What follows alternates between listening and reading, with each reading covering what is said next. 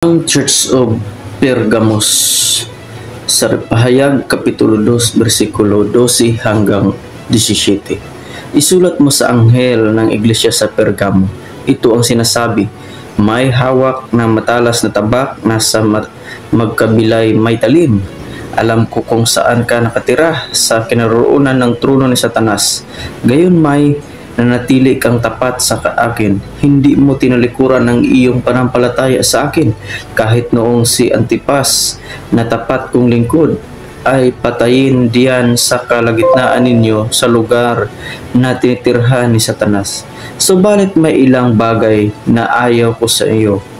May ilan sa inyo na sumusunod sa katuruan ni Balaam na nagtuturo kay Balak upang mahikayat ang mga Israelita na magkasala, kaya't kumain sila ng mga pagkaing ipinahandog sa mga Diyos-Diyusan at nakiapid. May ilan din sa inyo sumusunod sa katuruan ng mga Nicolaita, kaya't magsisi na kayo't talikuran ang iyong mga kasalanan. Kung hindi, pupunta ako diyan sa lalong madaling panahon at pupuksain ko ang mga taong iyon sa pamagitan ng tabak na lumalabas sa aking bibig.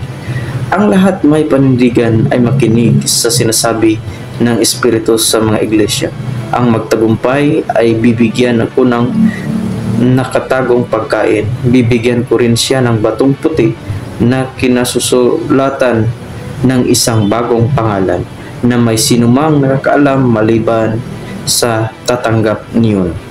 Ang kasaysayan ng Pergamo at ang pamumuno noong unang panahon. Ang Pergamo o Pergamum ay isang sinaunang lungsod sa rehiyon sa Misa sa Asia Minor, ngayon ay Bergama, Turkey. Ito ay naging kabisira ng kaharian ng Pergamon noong 281 to 133 before Christian era at naging mahalagang sentro ng kultura at relihiyon sa ilalim ng mga Romano.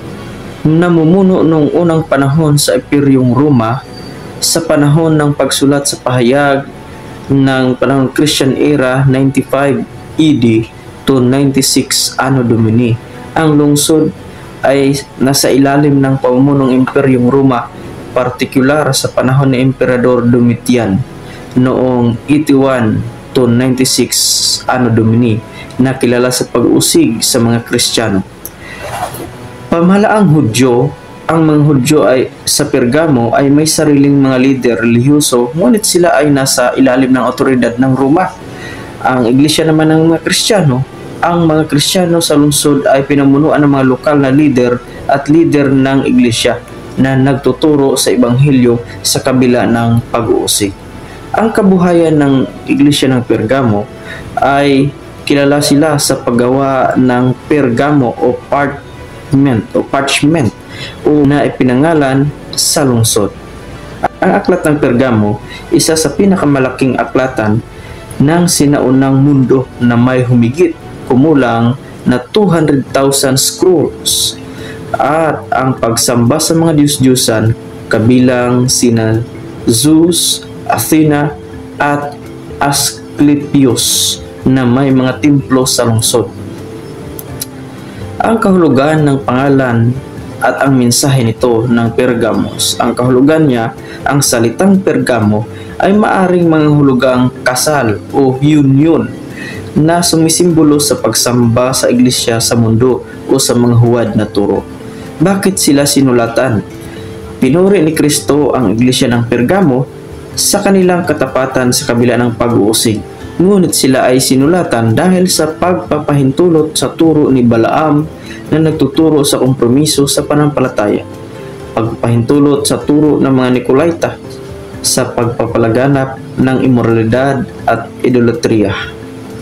Ang ecclesiastical at hermeneutics na pagsusuri nito ay mababasa natin ang ecclesiastical analysis, trono ni Satanas na maaring tumukoy sa templo ni Zeus na lungsod sa matatagpuan sa mataas na lugar, at ang pagsamba sa emperador na laganap sa Pergamo at itinuring na sentro sa ganitong uri ng pagsamba. Ang hermeneutical interpretation, ang mensahe sa iglesia ng Pergamo ay babala laban sa kompromiso sa pananampalataya at pakikisama sa huwad na turo. Ito ay paalala na ang katapatan sa katotohanan ay mahalaga kahit sa gitna ng pag-usig at tukso. Ang paningin naman ni Ellen G. White na isang bantog na panunulat, ayon kay Ellen G. White, ang panahon ng iglesia sa Pergamo ay sumasagisag sa panahon ng kompromiso sa iglesia ng partikular noong unang panahon ni Constantino sa taong 313 to 538 Anno Domini, kung kailan ang Kristiyano ay naging opisyal na relihiyon ng Imperyong Romano. Sa panahong ito, ang iglesia ay ikasal sa mundo na nagresulta sa pagpasok ng mga huwad na turo at pagkawala sa espiritual na kadalisayan. Kaya ang SD Bible Commentary ay nagpaliwanag sa iglesia ng Pergamo na sumasagisag sa panahon ng kompromiso sa kasaysayan ng iglesia kung kailan ang katotohanan ay hinaluan ng mga huwad na turo. Binibigyang diin nito ang pangailangan ng katapatan sa salita ng Diyos at pag-iwas sa kompromiso ng pananampalataya. Ang kalagayan ng Pergamos ngayong 2025, ang sinaunang lungsod sa Pergamo ay ngayon ay bahagi ng Bergama, Turkey, at kilala bilang isang mahalagang puok archaeological. Ang mga labi ng aklatan ng Pergamo, templo ni Zeus at iba pang mga struktura ay patuloy na pinag-aralan at binibisita ng mga turista at scholar. Kaya ang buod na at aral nito sa pangalang Pergamo, kasal o union, panahon ng 95 to 96 AD, sumasagisag sa panahon ng kompromiso sa taong 313 to 538 Anno Domini, at pamumuno sa Imperyong Roma si Emperor Domitian. Ang kabuhayan, paggawa ng Pergamo o pagbuburda, aklatan, pagsamba sa Diyos-Diyosan. Kaya ang babala laban sa kompromiso sa pananampalataya at pagkisama sa huwad na turo, ang pangako, buhay na walang hanggan sa mga magtatagumpay. Narito ang panalangin. Panginoon, tulungan mo kaming manatiling tapat sa iyong salita. Iwasan ang anumang kompromiso sa aming mga pananampalataya at mamuhay ayon sa iyong kalooban kahit sa gitna ng mga tukso at pagsubok. Sa pangalan ng Ama, ng Anak, at ng Banal na Espiritu Santo. Amen.